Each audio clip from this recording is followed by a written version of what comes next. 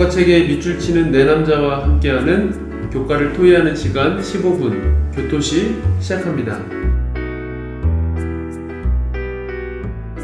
안녕하세요. 오늘 제13과 내가 만물을 새롭게 하노라 라는 제목으로 이제 1기의 마지막 교과 내용을 살펴보겠습니다. 오늘 조희연 목사님, 임민호 목사님, 윤은수 목사님 자리에 함께 했습니다. 안녕하세요. 안녕하세요. 예, 반갑습니다. 요한계시록 19장부터 22장까지 있는 내용들을 쭉 살펴볼 텐데요. 먼저 기억절 말씀 보겠습니다.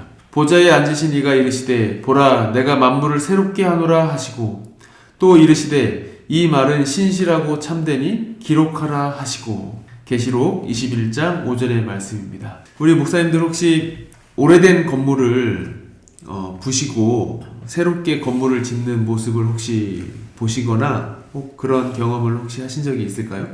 예, 윤수 목사님. 예, 저희 성도님께서 얼마 전에 이제 오래된 집을 이제 철거를 하고 이제 집을 새롭게 지셨는데요. 예. 그때 이제 포크레인이 와가지고 예. 막 긁어내더라고요. 예. 그게 뭐 이렇게 힘도 느껴지고 예. 굉장히 인상적이었습니다. 한 순간에 이렇게 무너지는 것이요. 예. 그러고 이제 아주 좋은 새 집이 됐습니다. 또 뭐 기억에 나는 장면 혹시 있을까요? 예, 조희연 목사님. 예, 저희 교회 맞은편에 지금 터미널이 건축되고 있는데요. 예.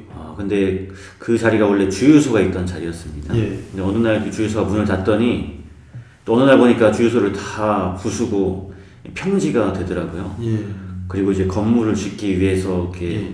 평탄하게 바닥을 고르는데 예. 그 모습을 보니까 그곳에 어떤 건물이 지어질까 하는 궁금한 생각이 예. 들었던 적이 있습니다. 예.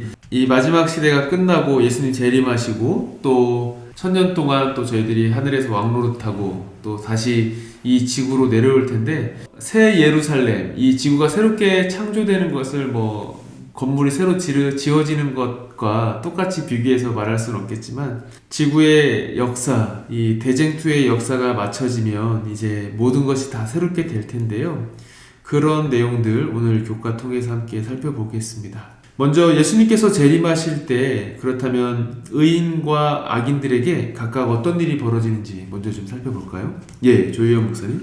예, 우리 교과 186페이지 세 번째 단락입니다. 거룩한 천사들, 수를 헤아릴 수 없는 큰 무리가 하늘의 노래를 부르면서 그분의 길에 수행한다. 하늘은 찬란한 천천만만의 천사들로 충만해진 것 같다. 그 광경은 사람의 붓으로 묘사할 수 없고 사람의 마음으로 그 찬란한 모습을 가히 상상할 수 없다. 그분을 모함했던 모든 세속 종교 세력들이 멸망하고 그분의 백성들이 영원토록 구원을 받는 재림의 날에 그리스도께서 거둘 최종적인 승리의 장면은 바울 역시 데살로니가후서 1장 8절에서 10절에서 그리고 있다.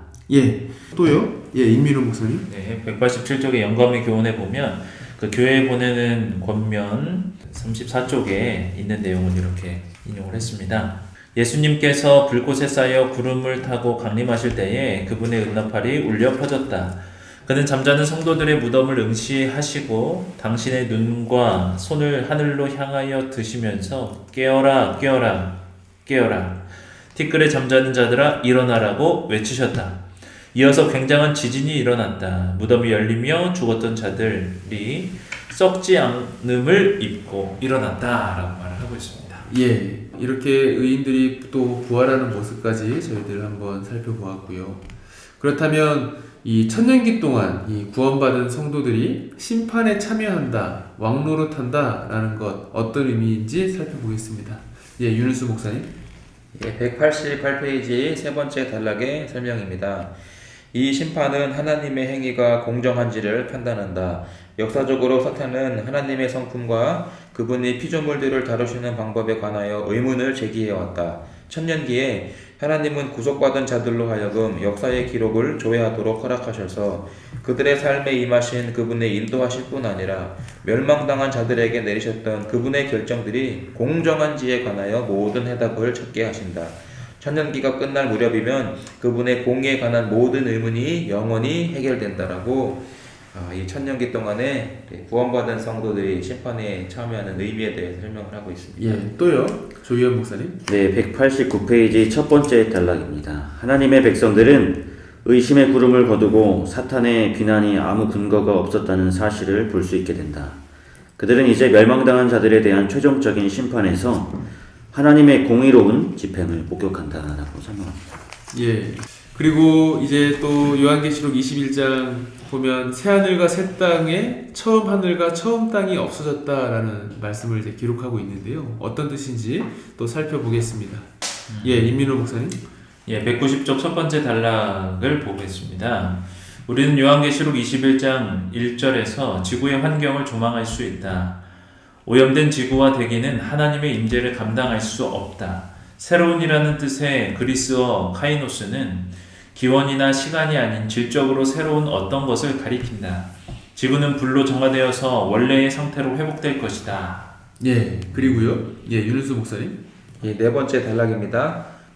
회복된 세상에서는 하나님이 당신의 백성과 함께 거하시기 때문에 고통과 사망이 없는 삶이 보장된다. 그분의 임재는 새 예루살렘과 그 안에서 하나님이 당신의 백성과 함께 거하실 하나님의 장막에 나타난다.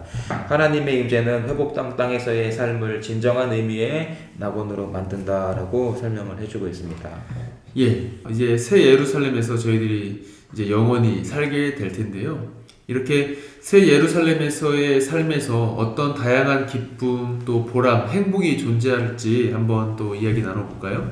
예, 조희영 목사님. 네, 우리 192페이지 여섯 번째 단락입니다. 새 예루살렘의 가장 뚜렷한 특징은 하나님의 보좌에서 흘러나오는 생명수 강이다.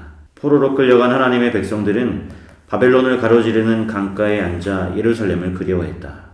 그와 달리 새 예루살렘의 생명 강가에서는 각 세대에 방황하던 하나님의 백성들이 집을 찾는다라고 설명하고 있습니다. 예, 그리고 또 이어서 살펴보겠습니다. 임민호 목사님. 네, 그 옆에 193쪽 첫 번째 단락입니다.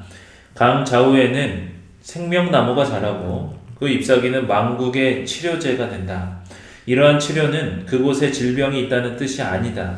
새 땅에는 아무 질병도 없을 것이다. 대신 그것은 각 시대마다 백성들을 찢어놨던 장애물들 때문에 생긴 상처의 치유를 말한다. 각 시대와 각 민족으로부터 구원을 받은 자들은 이제 하나님의 한 가족에 속하게 된다라고 말합니다. 예, 뭐 여러 가지 기쁨 또 즐거운 것들이 있겠지만 가장 인상적인 것은 이제 우리가 이제 하나님의 한 가족이 된다라는 것이 가장 큰 기쁨이고 행복, 보람이지 않을까 생각을 해보게 됩니다. 영원할 것만 같았던 사탄의 세력들이 이제 멸망하고 이제 저희들이 구원받은 백성으로서 하나님과 영원히 살 텐데요. 그 일이 있기 전에 저희들이 이 땅에 살면서 어떤 준비를 할 수 있을지 또 준비하는 방법이 무엇인지 좀 마무리하면서 설명해 주시고 오늘 교과의 내용을 좀 마치도록 하겠습니다. 예, 윤은수 목사님. 예, 우리 금요일 소지에 나와 있는 내용을 통해서 우리 생각을 좀 해보도록 하겠습니다. 194페이지 세 번째 단락과 네 번째 단락입니다. 그분의 오심을 기다리는 동안 우리는 계시록의 기별을 분명하게 이해해야 하는데 그러한 이해에 도달하려면 만물의 마지막 때까지 이 책을 계속 반복하여 읽어야 한다. 계시록의 기별은 우리가 그분을 기다리는 동안 세상의 것들을 바라보지 말고 하늘과 우리의 유일하신 소망이신 주님께 시선을 고정시켜야 함을 줄곧 상기시킨다.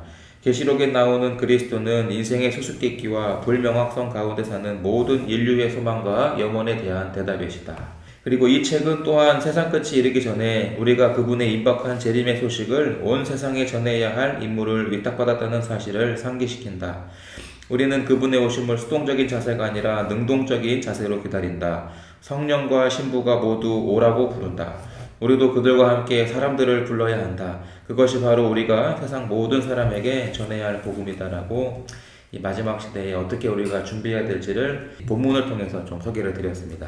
예, 이상으로 오늘 제13가 내가 만물을 새롭게 하노라 교과의 내용을 마무리하도록 하겠습니다. 마무리하면서요 다시 한번 13가의 내용을 윤은수 목사님께서 정리해 주시겠습니다.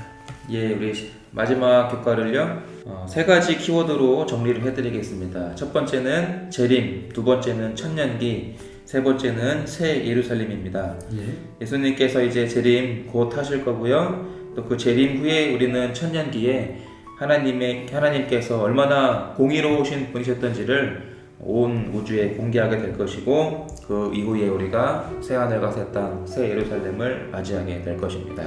예, 감사합니다. 이상으로 오늘 1기 전체 교과의 내용을 이제 마무리하고 다음 주에는 또 2기 새로운 교과로 우리 성도님들을 찾아뵙겠습니다. 저희 교토시는 다음 주에도 가장 쉬운 교과 토의 방송 되도록 최선을 다하겠습니다. 고맙습니다.